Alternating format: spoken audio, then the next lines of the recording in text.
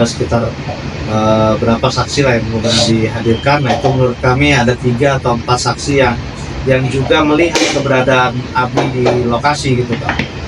Gitu. Mungkin Bang Ahid menambahkan? Iya, kalau karena ini kan Danu sebagai saksi mahkota, saksi yang membongkar juga gitu ya, pastinya itu memberatkan ya kan ya.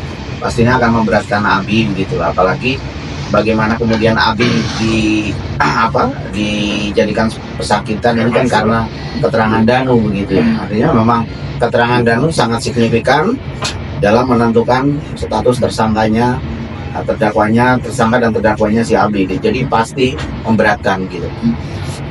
Karena kita melihat di dalam persidangan tadi banyak peran yang telah disampaikan oleh saksi Danu atas Abi, tersangka Abi itu. Misalkan Abi itu dikatakan seorang driver ketika memarkirkan angkot atau jenazah itu, kemudian juga Abi itu mendorong, menjorokkan, kemudian mengenai tembok, dan akhirnya kalau tadi dilihat fotonya itu ternyata pecahnya belahnya panjang. Iya. Nah, itu kan luar biasa. Kemudian membopong juga ke apa dan membopong ke toilet juga. Artinya kan peran-peran ini sangat luar biasa kan ya. Bukankah ini adalah luar biasa yang harusnya memang dihindari oleh semua pihak? Mestinya harapan masyarakat bahwa harus dihukum seberat-beratnya gitu. Bagaimana menurut pendapat ini Abang? Ya kita sepakat. Sejak awal memang kita berharap ya bahwa pelaku ini ketika memang sudah terbongkar ya harus dihukum dengan seberat-beratnya. Hanya memang terkait putusan ya kita serahkan kembali kepada pertimbangan hakim kan gitu ya. Danu kenapa tidak istilahnya tidak mendapat hukuman berat ya, karena ternyata Danu ini adalah menjadi bagian penting yang bisa membongkar kasus ini, makanya dia diterima di LPSK sebagai JC kan gitu ya, sehingga memang ada hal yang diapresiasi terhadap Danu. Bayangkan kalau Danu tidak berani membongkar ya mungkin sampai hari ini kita beda cerita kan gitu kan. Tidak pernah kita bisa membahas tentang ini gitu ya. Seperti yang Danu tadi ceritakan sejak awal, dan itu sudah mau menceritakan, makanya dia sempat tulis kan surat, tapi karena dia ada intervensi, ada intimidasi gitu kan dari polisi yang membuat Danu malah menarik keputusannya untuk membongkar semua, ya dia mengalir saja gitu kan gitu. Nah kita perlu sekali di sini pihak kepolisian menyelesaikan perkara OOJ-nya gitu ya, karena menurut kami ini semua ini saling kait mengait gitu ya antara pidananya sama OOJ-nya kan gitu kan. Bagaimana siapa orang yang berusaha untuk memperlama, siapa orang yang berusaha untuk mengembalikan Danu, siapa orang yang berusaha untuk menghapus jejak-jejaknya, kan pasti di situ ada gitu loh, ada oknumnya lah pasti kan gitu. Makanya kita setuju dengan teman-teman YouTuber, netizen semua bongkar semua gitu. Malah kami ini berharap gitu ya sejak awal CCTV diperlihatkan, obstruction of justice diselesaikan, yayasan kan ini saling kait mengait semua kan gitu. Jadi biar tuntas sekalian, karena kalau kita mengacu ke hanya pidana pembunuhannya saja yang 5 orang inilah perjuangan penyidik ini luar biasa bersama jaksa, bagaimana caranya mereka menemukan bukti-bukti atau petunjuk bahwa pelaku ini adalah 5 orang ini gitu kan. Sulitnya minta ampun karena mereka memang sudah merekayasa luar biasa. Tapi kalau kalian teman-teman lihat bagaimana ekspresi terdakwa Abi ya kan, dengan santainya, dengan ya kita bisa menggambarkan diri kita kalau kita dituduhkan kita melakukan pembunuhan tapi kita tidak melakukan, mungkin ekspresinya nggak seperti itu kan gitu kan. Nah ini yang kayak gini-gini bahasa-bahasa tubuh gini yang perlu kita amati kan gitu. Dan jangan salah, yang mulia majelis hakim itu melihat dari hal-hal seperti ini kan gitu kan, ekspresinya. JPO juga sama, dia akan melihat kok ini orang dituduhkan melakukan pembunuhan tapi ekspresinya dengan tenang, santai, dingin. Nah ini kan malah berbahaya. Kalau kata Bang Ahid tadi, ini yang begini yang bahaya kan gitu kan. Gitu, pembunuh berdarah dingin kata Bang Ahid. Coba Bang Ahid gimana? Ya, sejauh ini saya melihat sih apa ya, akhirnya kan makin terkuak gitu ya. Jadi yang selama ini publik dibuat penasaran dengan sosok Abi gitu dan dua orang pelaku lainnya gitu yang diduga sebagai pelaku gitu ya. Akhirnya kan bisa melihat kan bagaimana proses persidangan tadi gitu. Majelis hakim misalnya sudah memimpin persidangan dengan fair, dengan adil, semua pihak diberikan waktu dan kapasitas yang sama begitu. Tidak ada perbedaan sama sekali.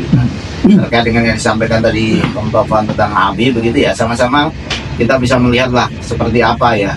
Karena ya itu tadi memang tenang sekali gitu ya. Beda halnya dengan misalnya Danu ketika dijadikan sebagai terdakwa itu kan ekspresinya berbeda gitu ya, ekspresi penyesalan, ekspresi bagaimana ingin membuktikan ini semua itu kan terlihat jelas sekali gitu. Dan saya pikir teman-teman juga semua sudah bisa melihat itu tanpa kita yang ada di sini ini berkomentar gitu. Tapi itu semua memang bagian dari rencana Allah untuk menunjukkan gitu loh karakter orang, karakter pelaku ini seperti ini. Bang, terkait dengan ekspresi ketenangan tadi, ini jadi menarik juga. Bahwa Abi itu kan di dalam persidangan tadi kita lihat semuanya dalam kondisi ekspresi tenang. Dari sekian, Bang Taufan, Bang Ahid dalam rangka menangani kasus, bagian daripada perilaku para pelaku itu juga dalam kondisi yang ekspresi tenang atau bagaimana kan?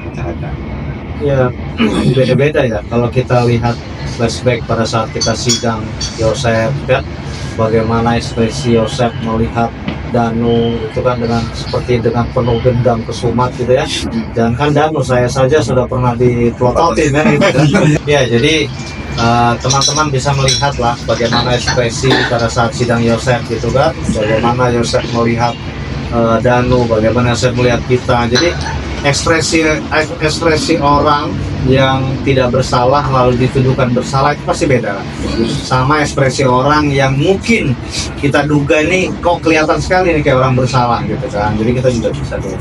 Dan saya yakin teman-teman netizen juga bisa melihat itu, apalagi sidang hari ini kan kita bisa melihat di situ Danu memberi kesaksian kejadian fakta yang dialami pada malam itu, dan di situ ada Abi, di situ kan. Abi melihat, menonton dengan santai, dengan dingin. Nah ini kan ekspresi gini sebenarnya ekspresi yang kalau kata Bang Ahir itu tadi menakutkan kan gitu ya. Kan gitu. Tapi ya itu tadi hakim pasti akan mempertimbangkan hal seperti itu kan. Jaksa pasti akan mempertimbangkan hal seperti itu kan gitu kan. Makanya kan putusan ini kan, apalagi putusan ya, itu kan ada jurisprudensi gitu ya, ada bagaimana pertimbangan hakim secara hati nurani itu penting. Jadi di sini saya lihat tadi ya, saya rasa hakim sudah mulai memiliki kesimpulan bahwa Abi ini ABC lah. Mungkin itu kan. Siap, bagaimana Bang Ahid tadi? Ya, Sama ya. Oke. Bang, ada hal lagi Bang, bahwa ketika kasus ini kan sangat lama ya. Kalau kemarin misalkan diprotes terkait dengan aturan dalam penangkapan dan sebagainya, kok misalkan langsung diciduk dan sebagainya, sudah berapa tahun dan sebagainya baru diciduk dan sebagainya. Apakah memang itu sebuah, atau dari pengalaman lah ya Bang, sebuah kesulitan oleh penegak hukum sendiri dalam menangani kasus atau mencari barang bukti, bagaimana? Ya, kita nggak usah lihat selain kita kayak Subang deh. Artinya di sini kan teman-teman YouTuber kan sejak awal kejadian ini, kebetulan YouTuber yang di sini memang sejak awal semua nih. Dan mudah saya untuk menyampaikan bahwa betapa rumitnya kasus ini dipecahkan oleh polisi setingkat polsek, polres sampai polda, karena memang rekayasa yang dibangun oleh pelaku ini juga luar biasa gitu loh kan. Bayangkan kita pada saat sidang Yosef kan disitu terbuka, misalnya si siapa itu Kanit siapa? Taryono misalnya gitu. Taryono itu di hari H sudah nyuruh si Uci untuk nguras, ya toh. Tiba-tiba pada saat hari kedua dia gantian nyuruh Uci untuk nguras lagi, dan itu korbannya Danu. Ada apa? Untuk apa? Tujuannya apa dan lain-lain. Nah ini kan yang kayak gini-gini kan kita bisa melihat bahwa kasus ini sangat rumit ini karena dari awal sudah dipersiapkan, dari awal sudah ada yang menginfokan bahwa kalau kasus begini kalau kamu melakukan begini, langkah-langkah yang akan menyulitkan penyidik ini begini. Iya. Karena polisi itu dalam kan semua ada SOP kan. Misalnya contoh, bagaimana caranya kita untuk menjadi konten kreatif. Nah itu ada SOP-nya. Caranya begini lah, sama di kepolisian juga seperti itu. Bagaimana cara unit Jatambras misalnya atau unit Respon untuk membongkar satu kasus pembunuhan. Nah ini langkah pertama adalah begini, langkah kedua adalah begini. Misalnya Polisland, habis itu steril TKP, terus habis itu cari alat bukti. Nah itu kan semua ada.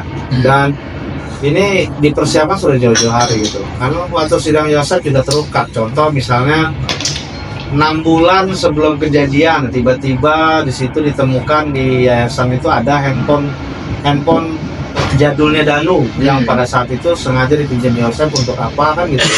Yang terakhir kita ketahui bahwa katanya untuk menghubungin perempuan janda kan gitu. Jadi semuanya sudah terekayasa kan. Nah, itulah yang membuat saya rasa rumitnya kepolisian untuk mengungkap kasus ini. Makanya obstruction of justice itu penting sekali. Bukan hanya Taryono, mungkin Taryono ini hanya suruhan, perintah. Mungkin ada yang memerintahkan lagi yang jabatannya lebih tinggi kan gitu kan. Karena mungkin Pak Yosef atau DKK ini kan konon katanya hobi golf gitu kan, sehingga jaringannya luas. Mungkin pernah sering ada punya teman golf juga di kepolisian, kita nggak tahu siapa kan gitu kan. Jadi yang kayak gini-gini lah, sehingga sulitnya kepolisian mengungkap perkara. Belum lagi antara pelaku ini saling apa ya namanya, kalau saling membuat ini berita-berita yang saling menuduh satu sama lain gitu kan. Iya. Nah, seperti perannya Kades. Nah, Kades ini harusnya dihadirkan dalam saksi nih, karena sosok ini sama. Kalau teman-teman murni YouTuber, kalau Kades ini YouTuber sekaligus cari citra, sekaligus cawi-cawi dan lain-lain kan gitu. Karena banyak ini perannya sama kami banyak gitu. Makanya apa yang saya sampaikan ini fakta. Kalau ada orang tanya Kades ini kok cawi-cawi, saya langsung jawab, Kades ini memang sudah dari awal cawi-cawi. Jadi dia harusnya dihadirkan di persidangan. Dan dia bilang terima ini, nemukan ini, berarti bukti bahwa dia sering masuk TKP. Ada pelanggaran yang dia langgar di sini. Lagi mendukung Danu, nuduhnya ke Yosef. Lagi anginnya nggak ke Danu, dia jadi bergabung sama Yosef.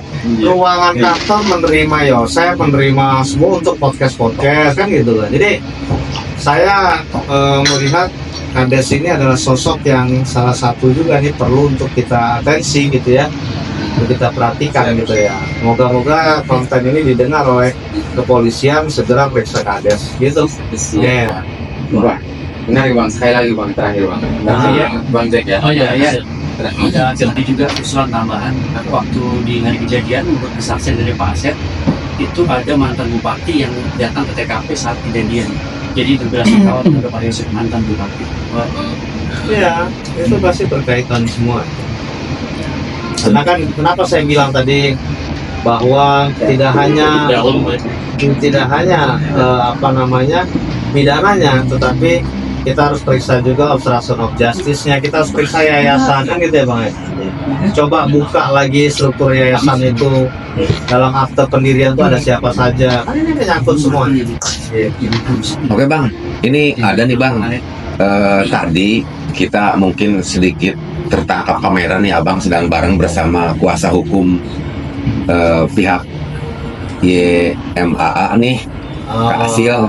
Nah, kalau boleh tahu apa sih Bang obrolan apa tadi? Apa Abang pernah bertemu sebelumnya atau belum begitu? Mohon bocorannya nih Bang. Tadi kejadiannya saya bersama teman-teman datang ke pengadilan, kemudian saya lihat ada sosok para legal itu, ada Bang Furi kan. Di sana memang ada pengacara yang bagus itu, ya saya hadir, saya ketemu. Karena selama ini kan walaupun saya tidak menanggapi ya, tapi selama ini kan selalu sering nama saya dibawa-bawa dan lain-lain kan, nggak baik juga kalau kita nggak silaturahim kan. Kita ketemu sama, tidak ada bahasan lain yang kita bahas karena memang saya juga tidak ada kepentingan untuk bahas tentang materi gitu sama beliau kan. Tapi kita beri dukungan karena beliau sudah memperjuangkan hak lainnya